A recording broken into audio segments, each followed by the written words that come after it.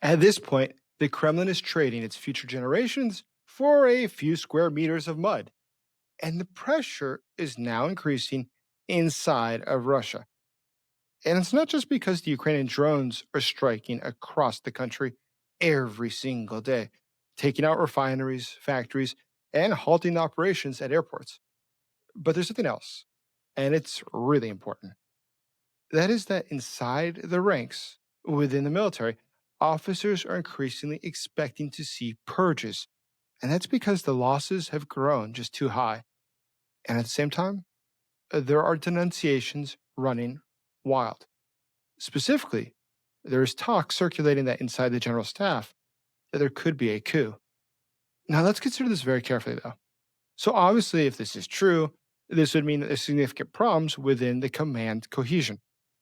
But if this is not true, it would most likely mean that this is, in fact, engineered and not simply baseless rumors. And who would do that? Most likely, that would be the FSB. This is exactly how they prepare the way to execute purges.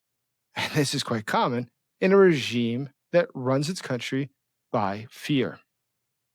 Now, let's consider how bad things have gotten for the Russian military.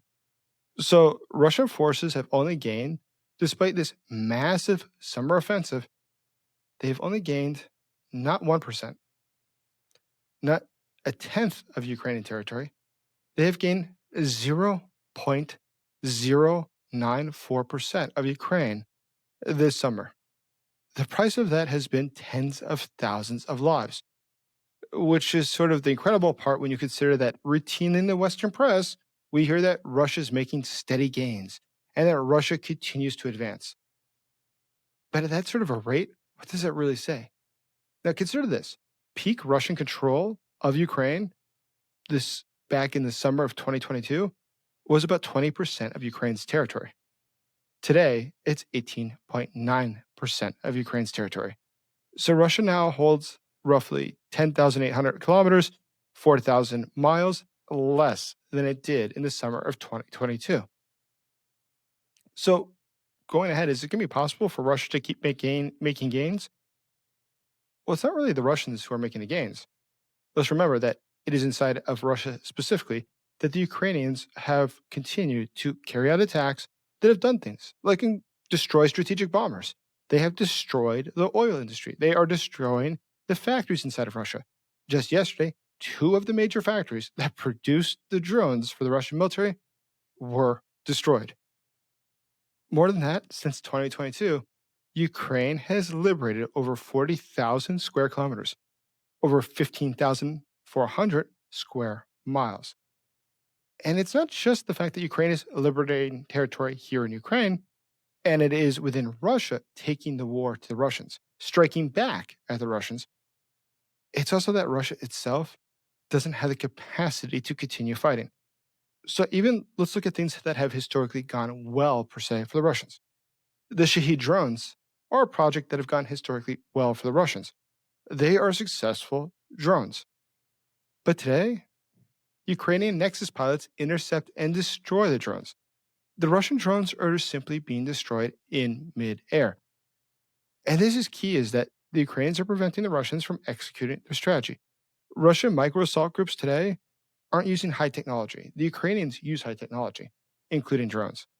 The Russians don't. The Russians are having micro-assault groups that ride motorcycles into the gray zone as disposable infantry. They don't have electronic cover, electronic warfare. They don't have armor support. So no matter what you do, the road forward is going to be a one-way mission. That's what the Russian military looks like. And they are against the Ukrainian military, which is staffed with men who are now getting training from the West and is armed with weapons from Western countries. So it's in fact inside of Russia, the situation is fledgling. It is inside of Russia that we see the explosions on a daily basis. But it's something more dangerous, something more exciting that's going on. And that is even more important than the burning oil refineries.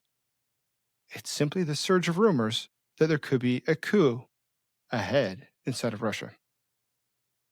My name is Jason Smart. I'm a special correspondent for the Kiev Post here in Kiev, Ukraine.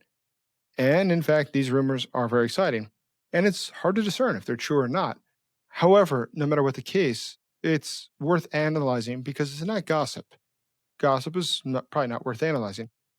But these rumors, to be placed the way that they are in Russian Telegram, Russian social media, to be picked up by the other outlets that have picked them up, it's usually a very good sign that there's something going on. And that something would most likely be that the FSB is trying to go after its opponents in the Russian military. And once again, this is something like the drone strikes inside of Russia that almost never makes it into the Western press. So if you'd like to help me get the truth to more people of what's really happening inside of Russia, what's happening here in Ukraine, please do me a favor. Please like this video, please subscribe to this channel, and consider becoming a channel member today. So let's take a look at what's going on inside of Russia within its military and what the different sort of strategies would be and what the likely outcomes would be should there be some sort of a revolt. So first, let's remember this. There is a precedent for revolts in the Russian military. We remember clearly back in June 2023, Yevgeny Prigozhin and the Wagner Group had their uprising. And the most interesting part about that uprising was twofold. One was the reaction of the Russian military. So the Russian military is obviously not successful in stopping him. They did try to intercept him, kind of, but it wasn't full out. And in fact, we saw that it wasn't just the Russian military that didn't stop him. It was that when he got to see their senior leaders in Rostov, they didn't arrest him, and they certainly didn't call airstrike in on him as he was approaching. They drank coffee with him in the street. They chatted with him. And that's probably why we saw that the Russian military didn't stop him, as did the Russian police, nor did the Chechens stop him. We didn't see the customs authorities try to stop him. We didn't see anyone try to stop him. And in fact, the people of Russia in the city of Rostov greeted him on the streets and his soldiers. They gave them food. They brought them wine. They celebrated them. And all of Russia's leadership, it disappeared. And everyone, from Dmitry Medvedev to Kirill, the patriarch of the Orthodox Church, were silent. And Vladimir Putin himself, he, as usual, ran away. So already within the Russian military, there are some serious problems.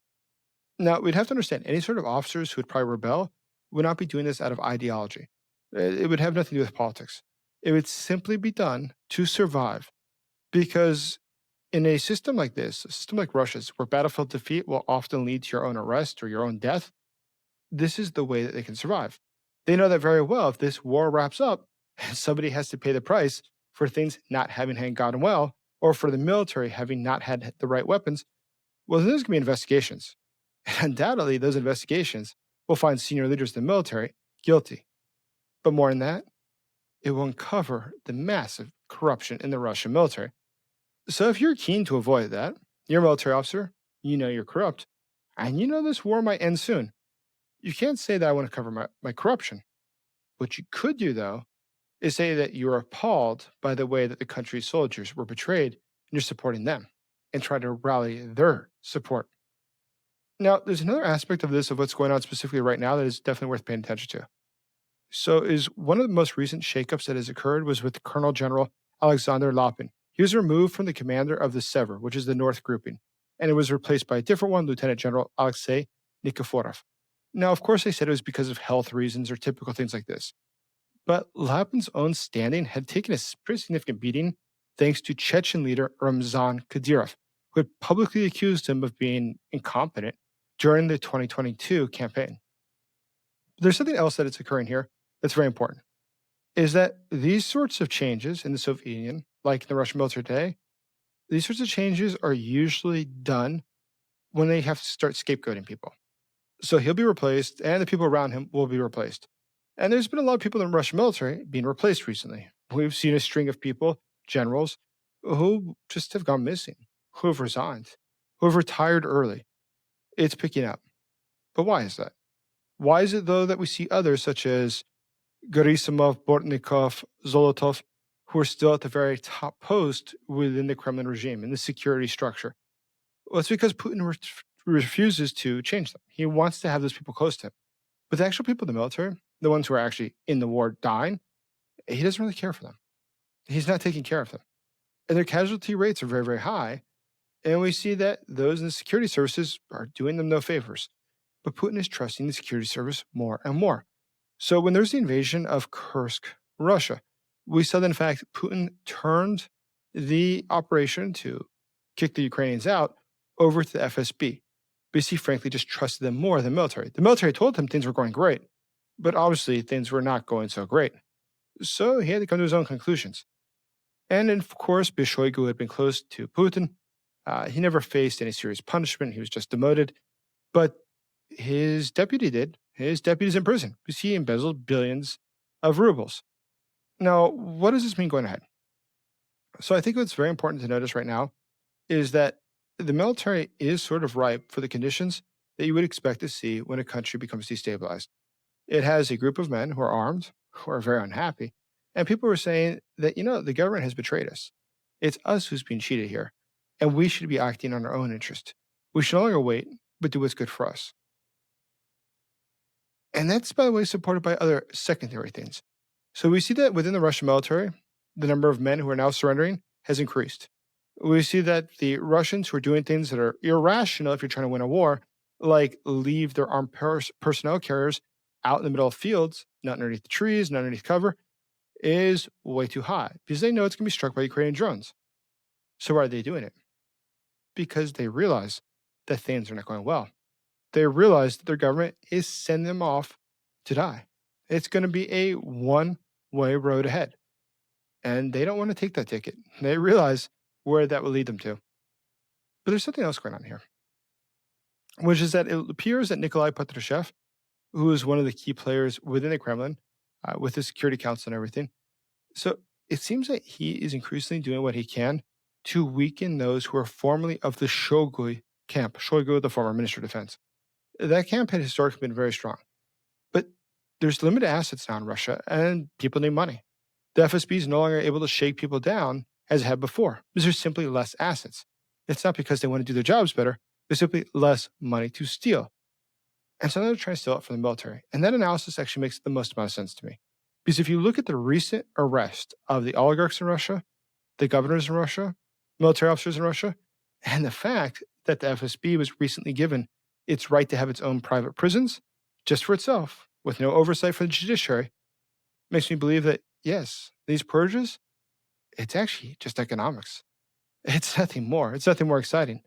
Just consider that in Russia, the average pensioner, 80% of their income just goes to their food, their medicine, and their utilities. They don't have a lot of other money.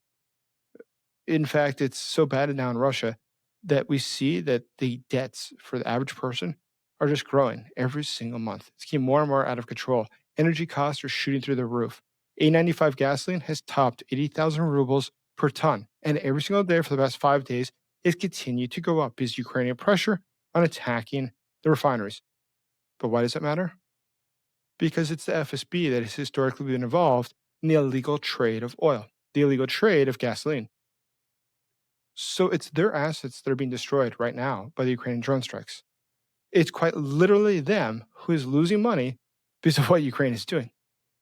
So they are the ones that have the reason to find new sources of income, to find new cash flows. And taking the money out of the pocket of their allies inside of the Russian military seems to be their objective. So we'll have to wait to see what happens next. But everything at this point would indicate that there is some serious problems inside of Russia. And it's something we'll talk a lot more about the rest of this week. Because I assure you, some of the things that we're seeing inside of Russia, just look at who is being arrested. Look not just in the military, but across the oligarchy as well. Look at the different criminal complaints coming out against specific oligarchs. And you start to put the pieces together. It seems that the FSB might actually be the one trying to lead a coup here, not the military. But that coup isn't just take power. It's to make sure that nobody else will be able to take power, even if Putin falls. Thank you for listening. Please like this video. Please subscribe to this channel. And consider becoming a channel member today. And write below in the comments what you think. What's going to happen next? Do you think that soon the Putin regime might be challenged? I look forward to reading your comments. Thank you, as always, for supporting Ukraine.